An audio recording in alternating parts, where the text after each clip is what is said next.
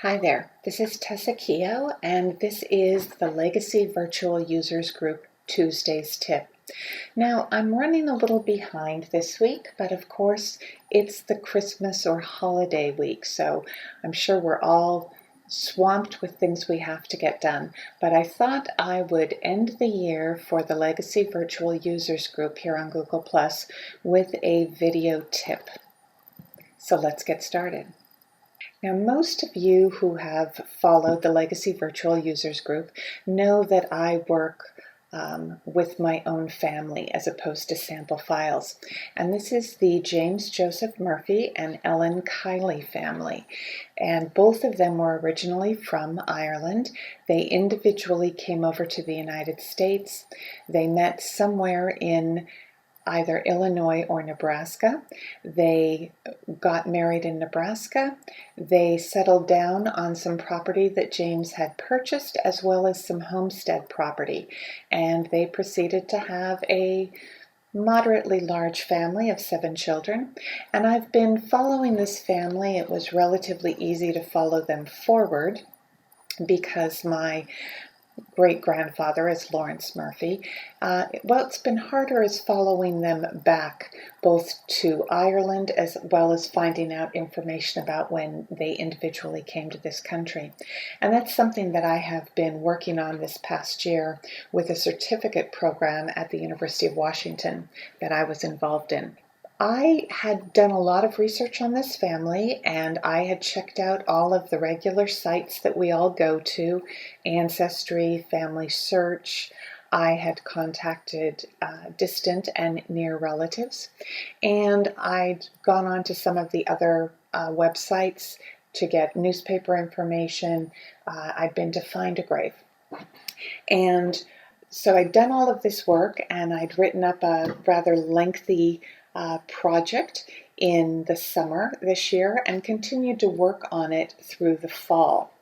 And just the other day, for I don't know what reason, I was playing around in Legacy and clicking around with the Find a Grave entries that I had done. And you can see this Find a Grave entry right here.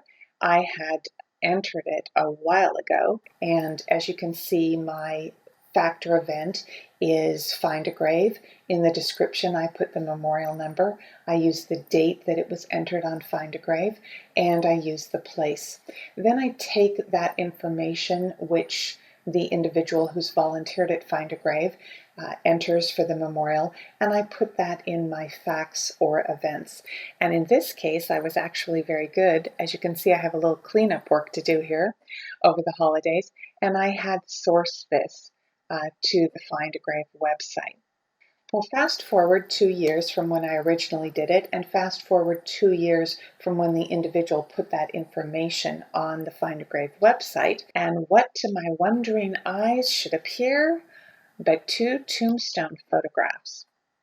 I'd gone into Find a Grave and gone back to James Murphy, and this is my guy, born in August of 1819, died in March of 1882, and I knew that he was at St. Andrew's Cemetery in Tecumseh, Johnson County, Nebraska. But photos had been added, and the photos were added 2 years later by Roger Newby. I hope I'm pronouncing that right. When you go to the actual photo, and that's past the memorial, you can see who added the photographs to the memorial and when they did so. And in this instance, Roger added them in November of 2016. And I haven't been back to the Find a Grave websites to check anything out or update information. Now, the other nice thing about this is you can contact the person who added either the memorial or the photographs in a public message on the Find a Grave website or through a private email. The first thing I did was write to thank the volunteer, and I wanted to find out a little bit about him, so I went to his bio and links, and he has entered 5,579 memorials, and he manages over 4,000 of them. But the great thing is he's taken 7,586 photos. The first thing I did, as I mentioned, was I wrote a thank you note because I appreciate the fact that he added something to my family history, what I had seen, and how much I appreciated those photos because I don't live anywhere near Nebraska. And I mentioned that the inscription was difficult to read, but that I knew that James was originally from County Carlow, and I could actually see that on the tombstone, and that confirms my research. And the dates that I have been working with are actually the dates that are listed on that tombstone. I asked him if there were any photos that were more clear on the inscription, and then I just thanked him because it was really kind of a Christmas treat for me. As some of you know, my brother was diagnosed with prostate cancer, and so we have been very busy taking him to appointments, working with the medications, working with all of the specialists in the field, and it's taken up a tremendous amount of my time, and so I haven't been as active on the Legacy Virtual Users Group as I usually am. We're in a good place now as far as his treatment and all of the medical professionals that are involved in treating him. And so I look forward to 2017 being a better year for spending some more time with my genealogy, the Legacy Virtual Users Group, and really interacting with all of you much more in the coming year. I went back to my facts and events and I took a look at Ellen Kiley, and that's James's wife, because I knew that her obituary was in the Tecumseh Chieftain. I have that and I've sourced it, and it mentioned that her burial was in the cemetery north of the city, and it also mentions the relatives who attended from a distance, and one of those is the son Lawrence Murphy, who was at that time living with his family in Canada. And I was able to find out a lot more about the family from this obituary, but one of the things I haven't been able to find is where Ellen is buried.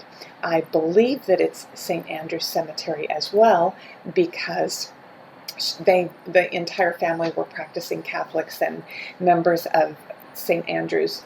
So a lot of times what you find on Find a Grave raises more questions, and you can also write and ask for some help for these volunteers.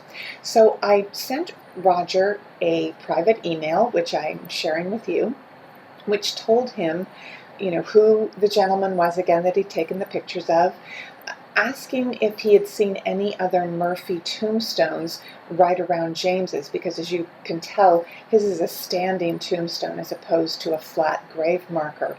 And I was wondering if there were any more there, and gave him just a little bit of information and asked if he could provide any insight. So be sure to ask for permission to use photographs that are found at the Find a Grave website and at any other websites that we use online. And then always credit the photographer or the artist. That's always just a nice reminder. And that's also included in the terms and conditions for Find a Grave. If you're ever in doubt, check, but my tendency is always to err on the side of caution. I ask permission.